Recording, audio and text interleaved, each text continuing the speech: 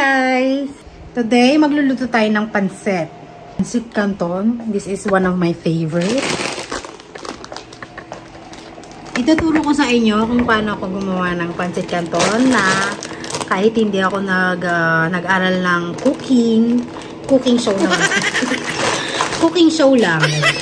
So, ituturo ko sa inyo kung paano gumawa ng pancit. Kasi this is one of my favorite. Always breakfast in the Philippines. Breakfast, pwedeng merienda, di ba? Wala akong nakitang pancit na binibili ko sa palengke dati, no, sa Philippines. Pero meron silang ganito. Ito ay gawa sa traditional German egg noodles. O, di ba? Ang taray, no? So, ang una natin gagawin is pakuluan natin ang baboy sa tubig na may asin. Para matanggal yung mga dumi niya. Nilagyan ko siya ng asin. After netong kumulo, lumambot na yung baboy kasi freezer to. Nakalagay sa freezer. Pinakuluan ko muna siya dyan. At ipa-fry ko siya later para crunchy-crunchy, di ba? Tingin natin para mabilis lumambot.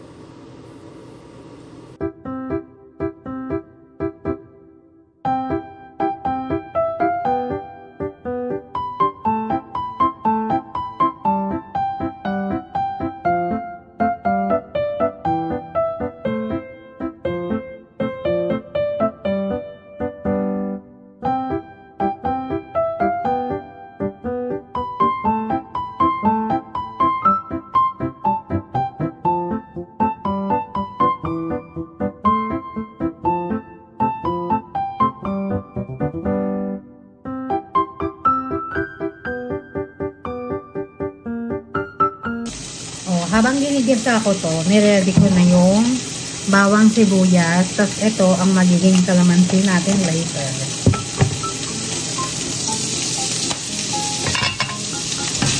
Si Enzoy ko, pumasok.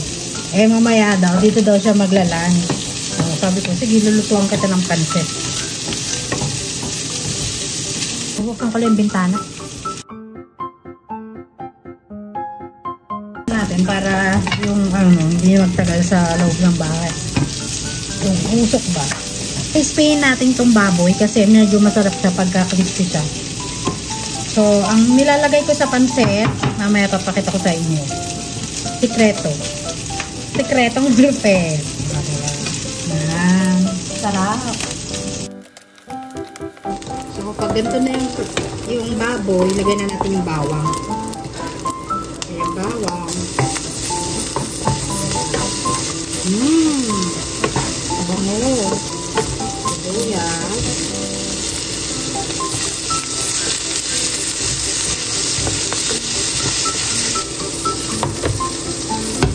Ibat natin siya sa malaking kawali kasi yung ilalagay kong gulay, marami. So, kailangan natin siya ilagay natin siya. Ang gulay na nilagay. Cabbage. Broccoli at saka carrots lang ang nilagay. Kasi ito lang nilagay ko sa ref. So, okay na natin. Mga tayo manili.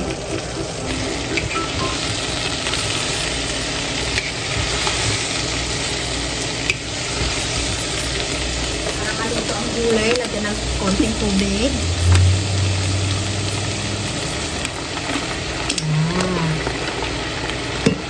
Tapos takpan natin. Tinta, lagyan mo natin ng paminta. Diba? Bongga. Ayan. Ayan. Bongga.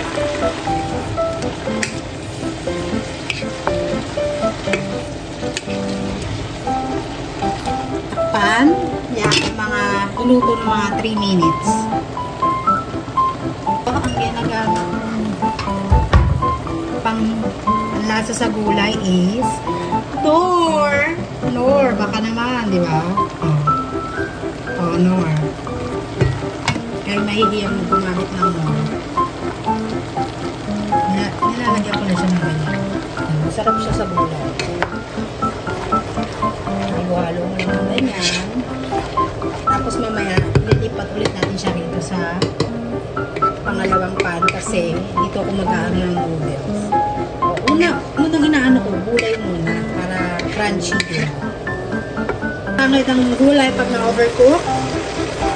Kailangan na isa din. Okay, ang noodles naman ang lulutuin. Tuin na natin ang noodles. Lagyan natin ng mantika ulit. At mag-isa ulit tayo ng bawang sibuyas.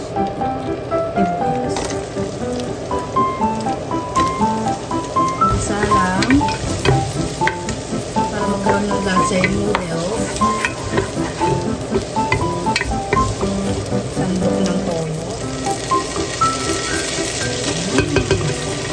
Ilang tatlong basang tubig.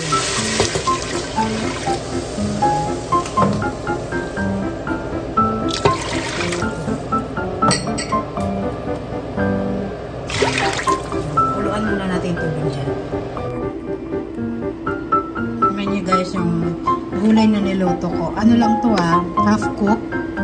Kailangan maging fresh at saka crunchy yung gulay natin later para sa pansit masarap, di ba? Yan lagi kong ginagawa. Okay, since kumukulo na ang ating tubig, lagay na natin ang noodles. Di ba? Bongga! Halu-haluin lang. Halu-haluin lang. At ang sekretong nilalagay ko dito para maging yummy siya is yung Mamacita's Pancit Canton. Ito papakita ko sa inyo guys. Mamacita, baka naman, di ba? O, ayan ang lagi kong nilalagay dyan para bongga ang sarap ng Pancit Canton natin. Di ba?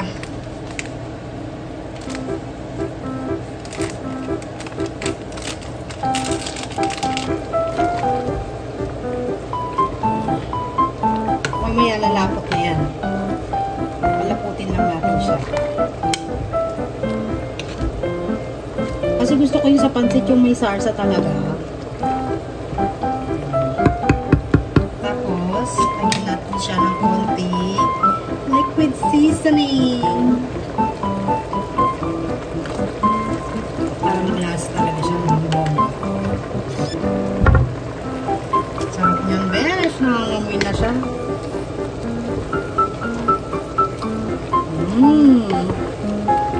So, palambutin lang natin ang noodles dito. Huwag natin takpan ng dahil hindi mag-evaporate ang tubig niya. So, pauwi na daw ang aking fiancé. Paganda na natin siya ng lunch niya.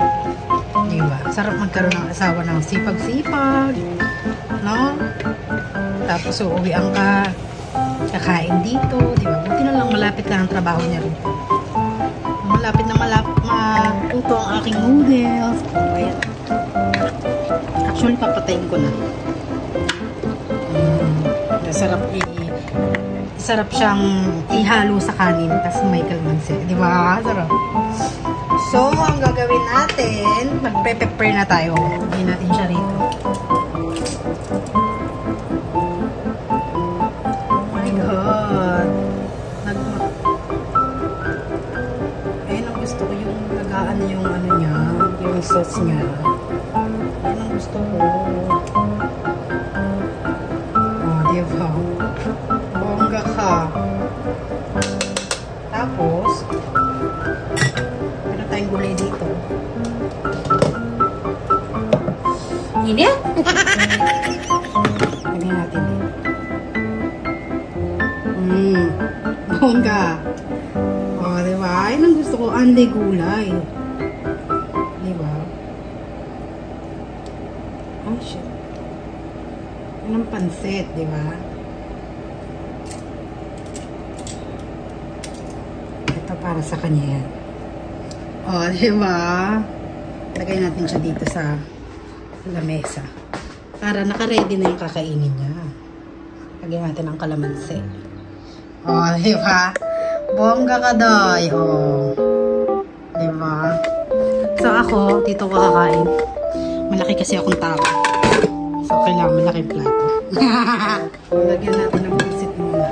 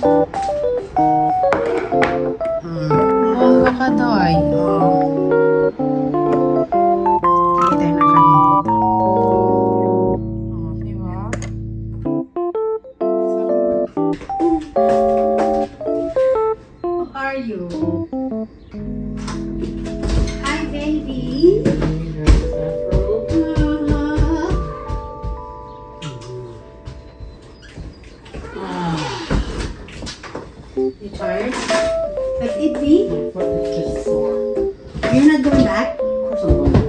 Oh, diba? Perfect. Let's eat. I hope you like it.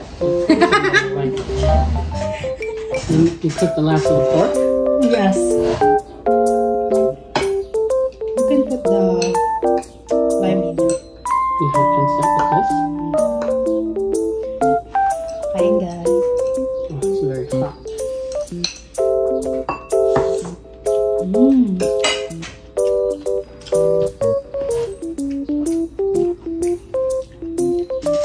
I hope you like it.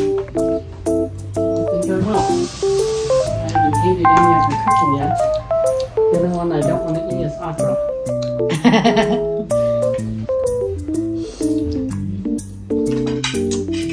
Here, okra. Oh, that's for you, baby. Okay. Lahat na lang guys.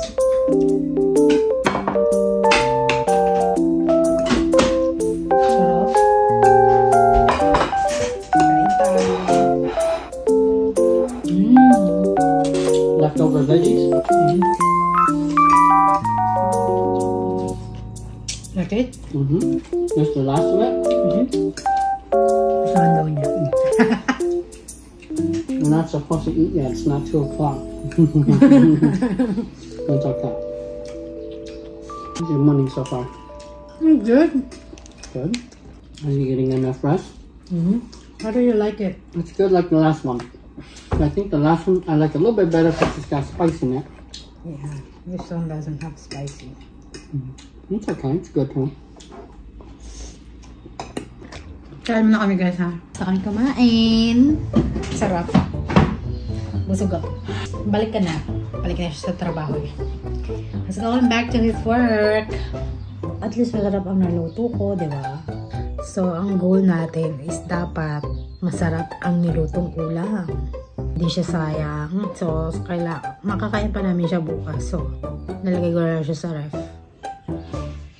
Baka mamaya kakain din kami ng hapunan. So, walang alam. Pero ako ngayon busog na ako. So, ang gagawin ko is maghuhugas. Pagtapos niyang umalis, lilinisin ko lahat ng mga pinagkalat ko. Puti-konti lang mga ano ko. Okay, baby. I'm gonna take the garbage out and then I'm going. Okay. Thanks, babe.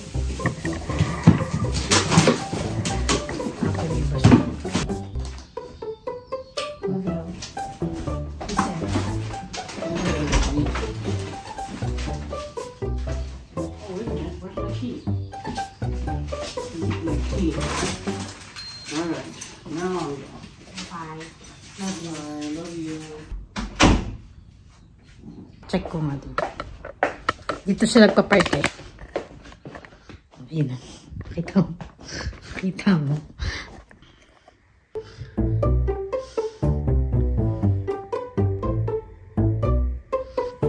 Galing na malaman ko.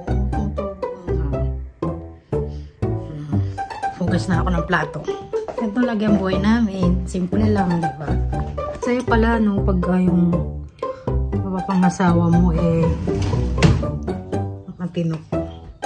Pero kung basag ulo, sakit sa ulo. Hugasan ko muna yung mga aking mga plato. Dahil ayoko mag-istambak ng mga ano.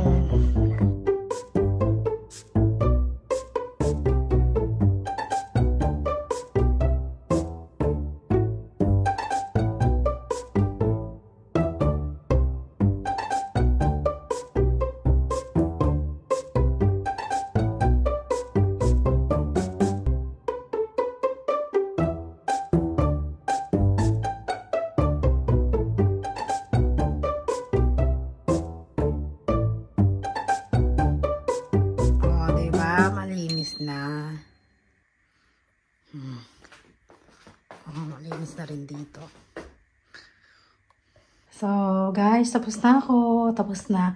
Dito na matatapos ang ating video. Sana mag-subscribe kayo at like, share my video kung nagustuhan nyo.